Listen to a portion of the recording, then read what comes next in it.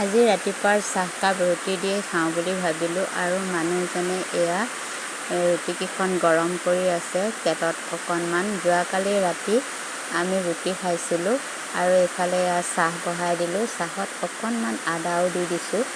আদা দিলে চাহকাপ খাই ভাল লাগে। আৰু এইফালে এয়া চাহ হ'ব আৰু বেছি টাইম নাই। ভাবিলোঁ ৰাতিপুৱাই চাহকাপকে খাই লওঁ। সকলো কাম বন আছে, একো কাম কৰাই নাই। আৰু এইফালে এয়া মানুহজনে ৰুটি ভাগ কৰিছে। চাওক দেই, ৰাতি 6খন ৰুটি আছিলে।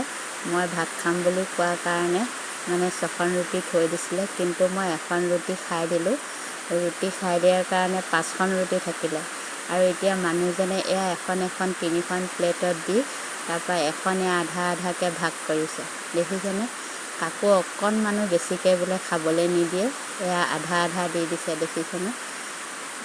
মই ক'লোঁ মই 2খন ৰুটি খাওঁ, মোক 2খন ৰুটি খাবলৈ নিদিয়ে। তাৰপিছত ৰাতি মই এখন ৰুটি খালোঁ কাৰণে এতিয়া এয়া ভাগ কৰি দিছে, সমানে খাম, এখনো বেছিকৈ খাবলৈ নিদিয়ে। আৰু এয়া দি দিলে দেখিছেনে? আৰু এই এফাল থাকিলে যে এই এফালটো ভাগ কৰিব। এতিয়া চাব, এখনো বেছিকৈ কাকো খাব নিদিয়ে বোলে।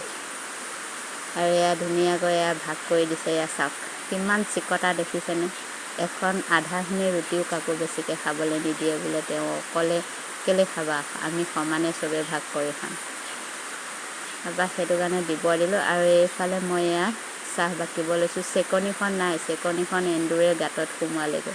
চেকনি এখনো কিনিব পৰা নাই। আৰু এনেকৈ মই এতিয়া সেয়া চাহ বাকি লৈছোঁ। ষ্টিলৰ গিলাচত মাক আৰু পুতেকক দিছোঁ। মই এইটো গিলাচত লৈছোঁ দেই চাহ। সেয়া দি বোলে কাপত চাহ নাখায়, কম কমকৈ পৰে কাৰণে গিলাচতে চাহ দিব লাগে।